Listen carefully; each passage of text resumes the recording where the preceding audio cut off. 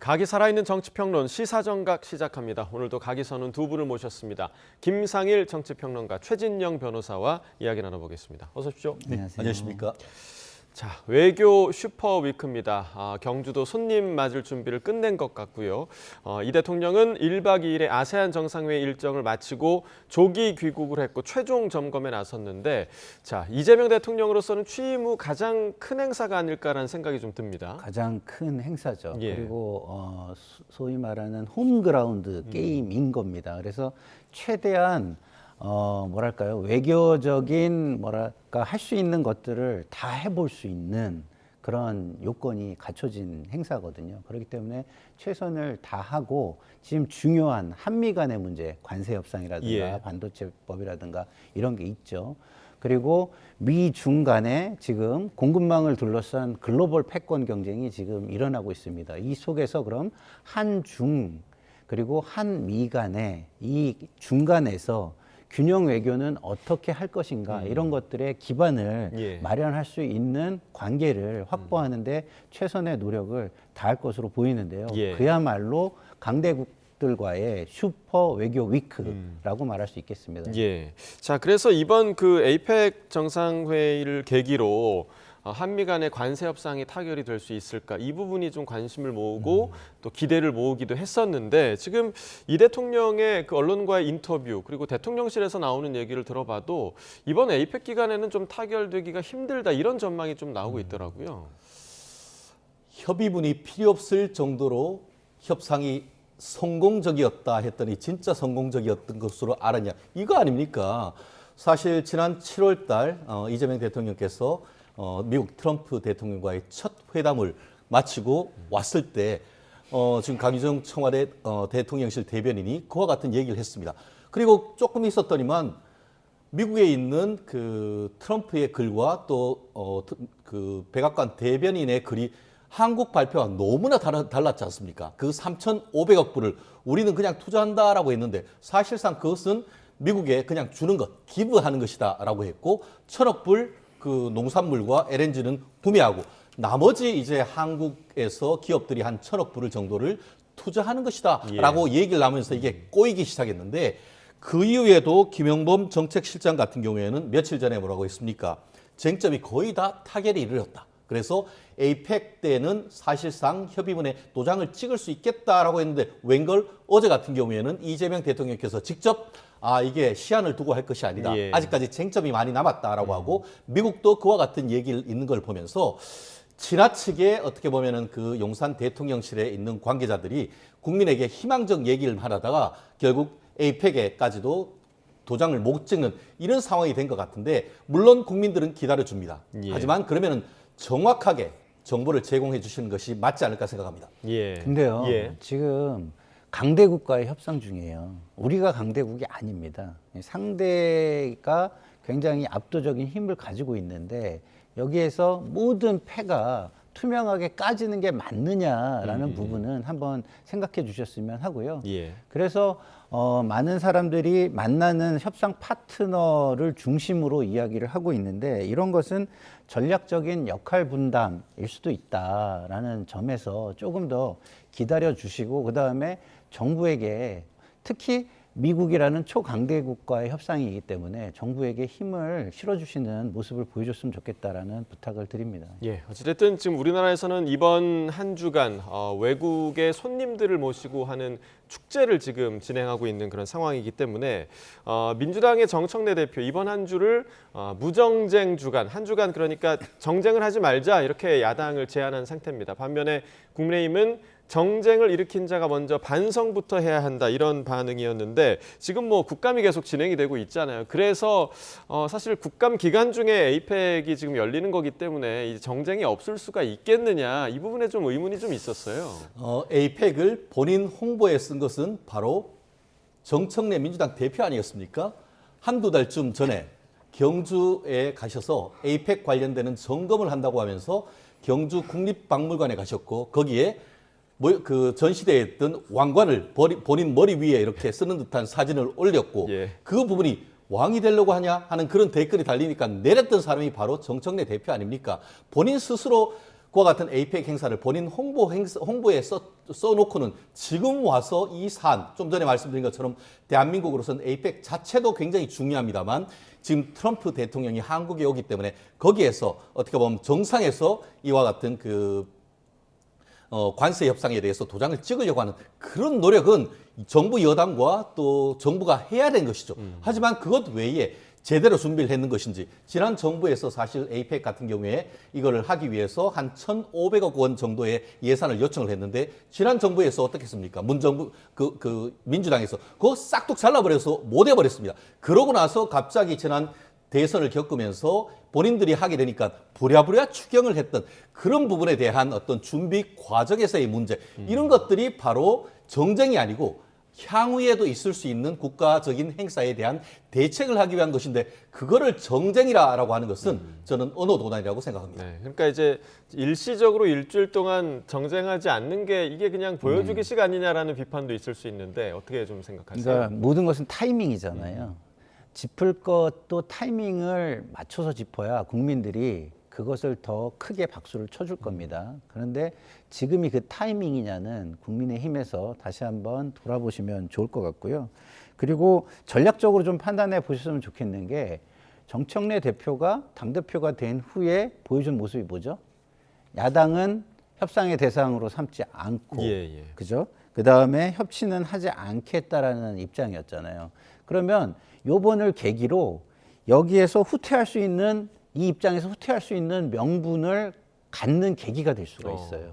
그러면 이걸 계기로 또 협치 쪽으로 압박을 할 수 있는 하나의 명분이 또 국민의힘에게 주어질 수 있잖아요. 그러면 그렇게 하다가 만약에 정청래 대표가 그렇게 하지 않는다면 그럼 자기 필요할 때만 그렇게 얘기하고 그 국민에게 책임을 다해야 되는 모습은 안 보이는 거 아니냐 이렇게 또 비판도 할 수 있는 계기도 마련할 수 있잖아요. 이런 걸 본다면 전략적으로 좀 판단을 해야지 너무나 즉자적이고 감정적인 대응을 하는 것으로 국민에게 보인다면 과연 국민의힘을 국민들께서 대한정당, 수권 대한정당으로 생각해 주실까? 한번 돌아볼 부분이라고 생각합니다. 오히려 야당에서는 이번 기회를 잡아야 하는 측면도 있다라고 지금 짚어주셨고요. 자, 이번 그 에이펙 기간을 계기로 트럼프 대통령이 과연 북한 김정은 위원장과 만날 수 있을 것인가? 트럼프 대통령은 만나고 싶다, 연일 손을 내밀고 있는 상황인데요. 정치권에서는 이런 이야기가 나오고 있습니다. 들어보겠습니다. 저는 이번에 트럼프와 김정은이 만난다. 라고 확정적으로 생각을 합니다. 지금 보십시오. 트럼프가 김정은이 가장 바라는 핵 보유국을 인정하고 있잖아요. 더 중요한 것은 한국이 마지막 방문지이기 때문에 연기도 할 수 있다. 조정을 해서.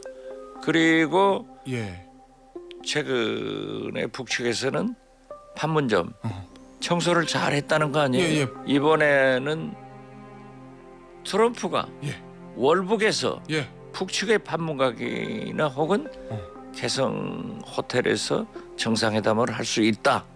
트럼프 대통령 입장에서는 물꼬를 트기 위해서 좀 드라마틱한 장면을 연출하고 싶은 그런 니즈가 좀 있다고 저는 보거든요. 2019년 판문점 회동 그것보다 좀 더 드라마틱하려면 트럼프 대통령 입장에서는 차라리 평양 순환공항으로 가는 것이 과거보다는 훨씬 드라마틱하게 보여질 수 있을 것이다. 그 가능성은 가능성에 불과할 뿐이라고 저는 일단 보고 있습니다.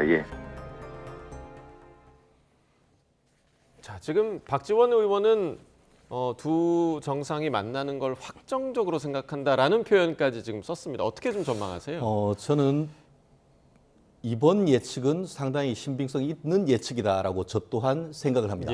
사실 이번 에이펙 같은 경우에는 기본적으로 다자 간의 어떤 정상 무대 아니겠습니까? 하지만 트럼프 같은 경우에는 이와 같은 에이펙, 다자 간 그 정상회담 자체에 얼마나 관심이 있는지는 의문입니다. 아시다시피 정상회담 시작하기 전에 왔다가 시작 끝도 보지도 않고 사실은 지금 그 해외로 가는 것으로 돼 있지 않습니까?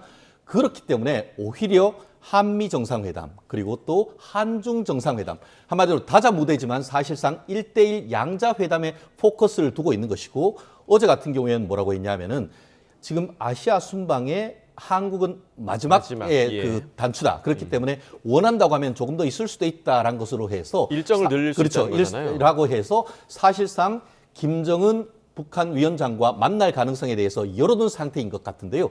아직까지 북한에서는 어떤 이렇다 할 반응은 없습니다만 최근 지난 10월 22일 날 일본의 가장 큰 그 주간지인 문예춘추에서 독점 보도가 이렇게 나왔습니다. 그것이 바로 지금 박지원 의원이 얘기하는 것처럼 예. 이 판문점 내에 있는 북측 이 그 환영 그 미팅하는 곳에서 이 두 사람이 만난다라는 그 어떤 기사가 나왔는데요. 한국에서는 그 부분이 크게 부각이 되지 않았지만 그것을 분석하는 근거가 굉장히 여러 가지 다양하게 있었는데 특별히 아시다시피 저도 그 JSA에 2번 가봤습니다만 이번 10월 31일부터 11월 1일까지 한 3일 동안 전혀 외국인이건 한국인이건 안보 견학을 하지 않도록 해서 완전히 비웠다고 합니다. 예. 그리고 북한 같은 경우에는 지금 그 북한 헌법을 바꿔가지고 한국을 적대적 이국가론으로 바꿨지 않습니까?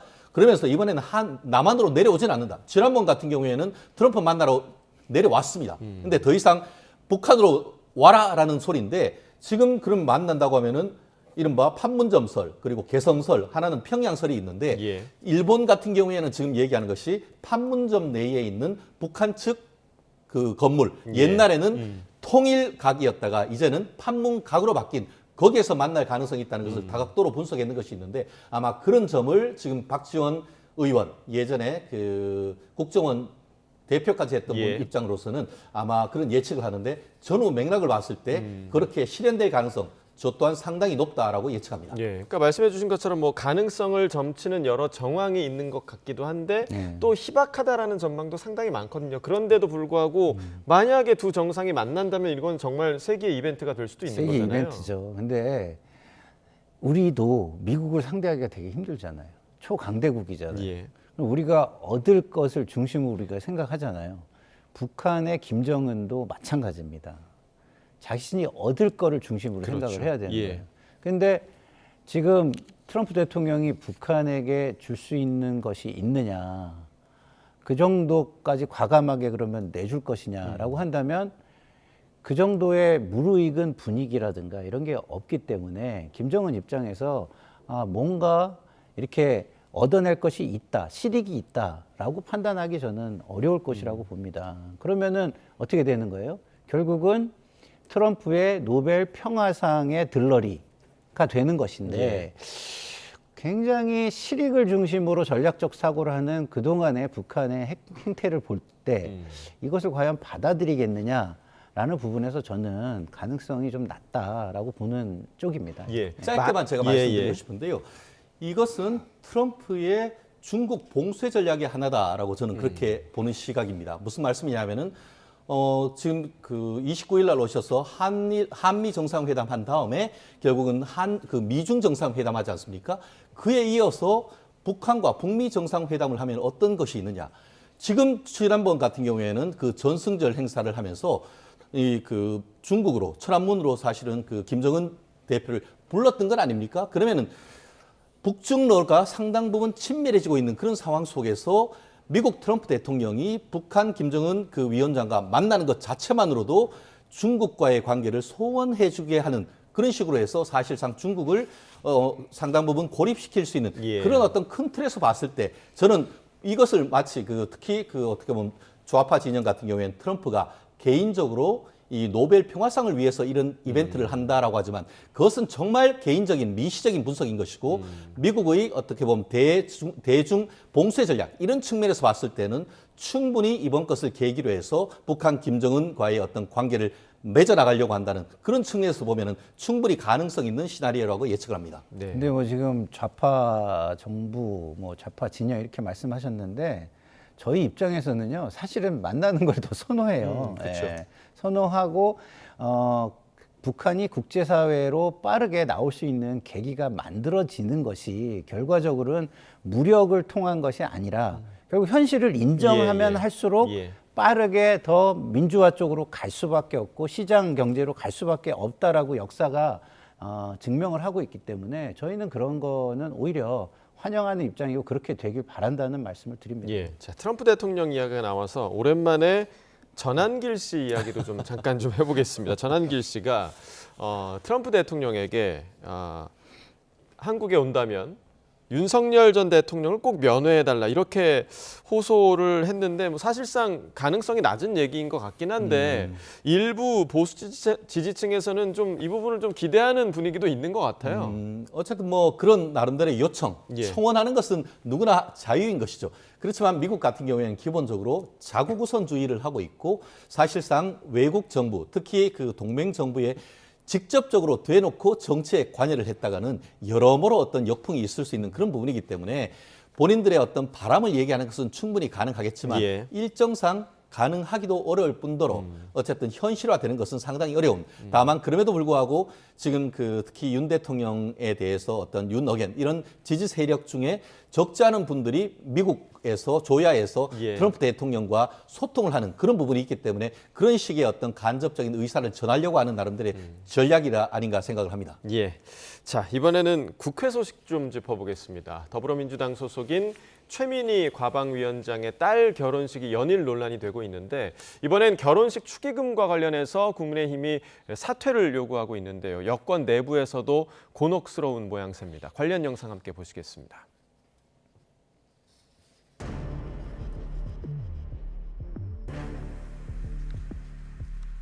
사실 문과 출신인 제가 양자역학을 공부하느라 딸의 결혼식에 신경을 못 썼습니다. 축의금 냈어요? 냈습니다. 이상중 원장님, 축의금 내셨습니까? 저는 되지 않았습니다. 저는 기업이나 피감기관에게 청첩장을 전달한 사실이 전혀 없어요. 우리 딸은 고등학교 때 제가 국회의원에 출마하면서 너무 많은 매도를 당해서 심리 상담을 오래 받았습니다. 정신과 치료도 받았고요.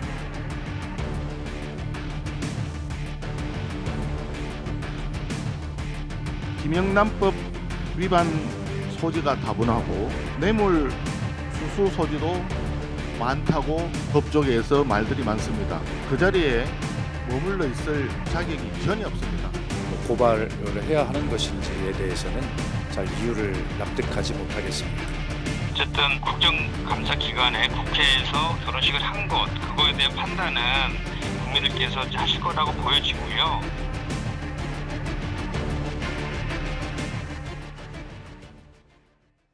자, 이번 사안 연일 지금 논란이 되고 있는데 지금 뭐 국민의힘에서는 계속해서 사퇴를 요구하고 있는 상황이고요. 그리고 민주당 내부에서도 약간씩은 좀 분위기가 다른 모습이 감지되고 있는데 오늘 뭐 박수현 수석 대변인 같은 경우는 오히려 돌려준 게 잘했다 이렇게 좀 두둔하고 나섰는데 지금 상황 좀 어떻게 분석하고 계세요? 뭐 의원들은 동료니까 어떤 동료를 그렇게 비판하기가 쉽지는 않아서 예. 그런 것으로 보입니다. 근데 선출직 고위공직자입니다. 차관급에. 그러면은 두 가지잖아요. 선출직이잖아요, 일단. 그러면 본인을 선출해 준 사람에게 이것이 모범이 될 수 있는 모습이냐? 그렇지 않죠. 그럼 두 번째, 고위공직자로서 본인의 영향이 미치는 부분에 대해서 고려를 충분히 해야 되는 부분이 있잖아요. 예. 그런 걸 충분히 고려했느냐? 또 그렇지 않죠. 그래서 적절하다고 말하기는 좀 어렵습니다. 어렵고 어쨌든 돌려주는 과정이 반성의 과정 중에 하나라고 한다면 어쨌든 뭐 그것을 나쁘다고 할 수는 없겠죠. 그러나 그것이 국민들이 이해를 해줄 정도까지의 수준으로 지속되기를 저는 개인적으로 바라한다는 말씀을 드립니다. 예. 그리고 이제 지금 보고 계신 저 사진, 그러니까 본회의장에서 찍힌 사진인데, 그러니까 지금 문제가 될 만한 곳에서 들어온 축의금들을 지금 반환하는 그런 과정이었습니다. 근데 이 부분을 지금 보좌관에게 시켜서 반환하는 게 맞느냐? 그러니까 국민의힘 일각에서는 또 이 부분을 가지고 갑질 행태다 이런 비판도 좀 나오고 있더라고요. 제 평생 축의금 리스트는 봤어도 축의금 반환 리스트란 것은 머리털 나고 처음 보는 것 같습니다. 그런데 이것으로 인해 가지고 최민희 의원은 이른바 갑질 3관왕에 올라온 것이 아닌가 생각을 하는데요. 이미 이진숙 전 방통위원장에 대한 갑질은 너무나 잘 알려진 것이고, 그리고 사실상 본인은 알리지 않았다라고 하지만 알아서 찾아온 피감기관에 대한 갑질, 그리고 마지막으로 알고 봤더니만 이 지시를 했는 것이 딸에게 했는 것도 아니고 본인의 보좌관에게 했다라는 그런 얘기를 하면서 저 또한 경악을 금치 못했습니다. 사실 얼마 전에 강선우 여가부 장관 후보자 같은 경우에는 보좌진에 대한 이른바 갑질 논란으로 사퇴를 했습니다. 그런데 그럼에도 불구하고 만약에 이번에 그 최민희 의원이 그 방송통신위원장을 직을 계속 유지한다고 하면은 가장 어떻게 보면 억울해할 사람이 지금 그 강선우 지금 여가부 장관 후보가 아닐까 생각하는데요. 말씀드린 것처럼 이번에 대한 그 갑질 의혹도 한 가지가 아닙니다. 첫 번째 지금 얘기하는 것이 사랑제라는 곳에서 결혼식을 하려고 하면은 국회의원이거나 국회의원이었던 사람이 돼야 되는 것이고 거기에서 직접 신청을 해야 되는데 최근에 지금 국민의힘 국회의원이 확인을 해봤더니만 이게 그 최민희 의원 아이디로 해서 신청했다는 거 아닙니까?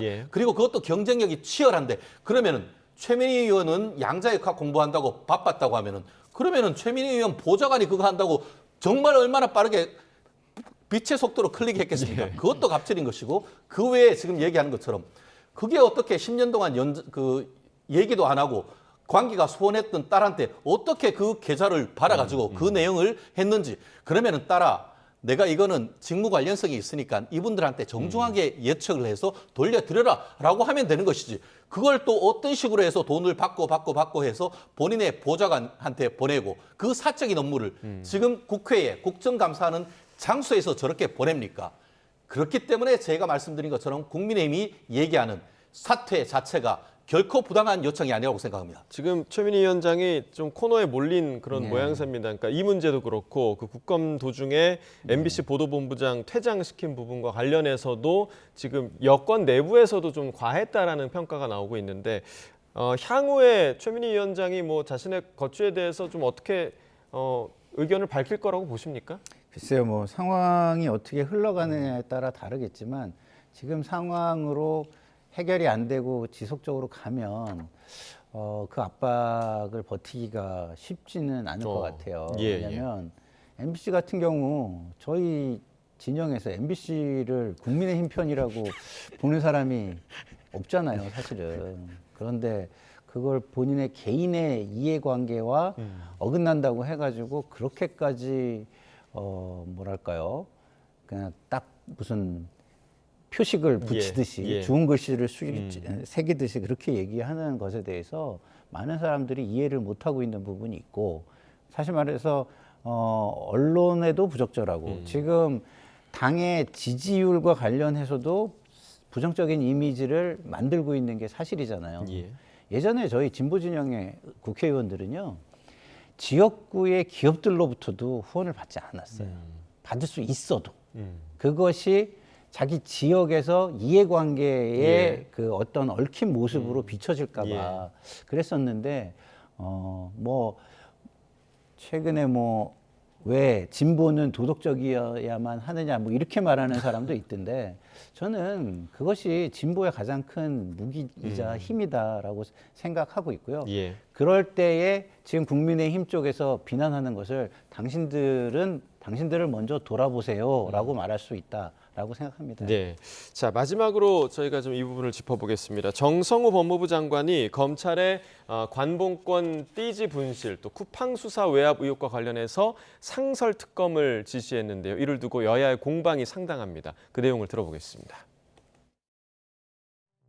그 정성호 법무부 장관이 이제 중수청을 어디다 두느냐, 뭐 검찰의 보안 수사권을 주느냐, 뭐 이런 문제와 관련해서 개딸들이 별로 안 좋아하는 의견들을 많이 내요. 그럼 뭐냐 하면 기회 될 때 개딸들한테 아부도 해야 되는 거예요. 요새 개딸이나 그 민주당의 강성들한테 잘못 찍히면 이재명 대통령도 수박될 판이다. 지금은 개혁과 청산의 시기입니다. 이 개혁을 할 때 제대로 하지 못하면 오히려 장기적으로 국민들이 민생에 끼치는 영향이 훨씬 크고 막대하다라는 사실을 우리는 역사에서도 배우고 우리 경험에서도 잘 알고 있습니다. 지금 걱정해 주신 부분들에 대해서 충분하게 왜 법무부가 또 국회가 걱정을 안 하겠습니까? 그러나 그렇다고 해서 지금 이 문제를 그냥 덮고 넘어갈 수는 없는 일 아니겠습니까? 자, 이 사안과 관련해서는 이제 여권에서 그러니까 내년까지 특검 정국을 끌고 가려는 거 아니냐 이런 비판도 나오고 있고 지금 검찰 내부 게시판에도 상설특검에 검차 또 검찰 수사관 파견을 반대한다 이런 글까지 지금 올라오고 있는 상황이에요. 그렇습니다. 결국 현재 상황으로서 이른바 3특검이 사실상 좌초되는 그런 상황 속에서 돌파구를 만들기 위한 정치적 수단 외에는 달리 해석할 수 있는 방법이 없습니다. 아시다시피 관봉권 문제 같은 경우에는 사실상 분실했다는 게 그게 무슨 특검 대상이 됩니까?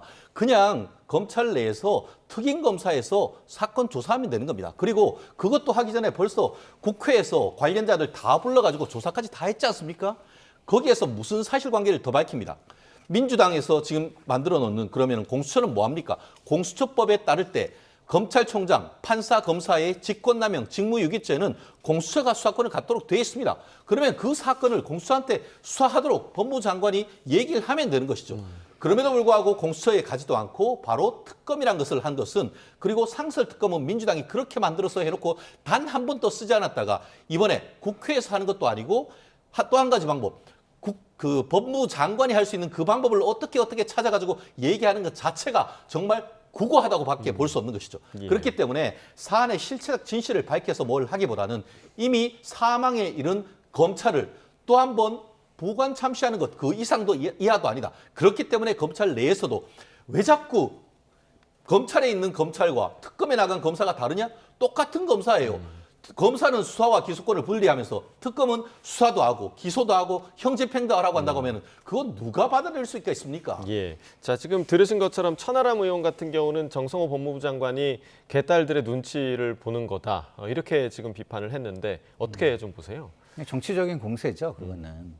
정성호 의원이 기본적으로 그런 거를 했다면 굉장히 중요한 때마다 합리적인 의견을 내서 브레이크나 변속기어의 역할을 하지 않았을 거예요. 그게 한 번 그러고 뭐 공격당해가지고 말았나요? 그렇지 않잖아요. 그렇지 않은 사람에게 나름대로의 일관성이 있는데 그 일관성을 무시하고 저렇게 공격하는 것은 예의도 아니고 적절하지도 않다라는 말씀을 드리고 싶고요. 그럼 천하람 의원께서는 본인이 정치에 있어서 일관성을 얼마나 유지했는지 돌아보시기를 바랍니다. 특히 이준석 대표에 관해서 말이죠. 네, 알겠습니다. 오늘 두 분 말씀 여기까지 듣도록 하겠습니다. 김상일 정치평론가, 최진영 변호사와 이야기 나눠봤습니다. 두 분 말씀 고맙습니다.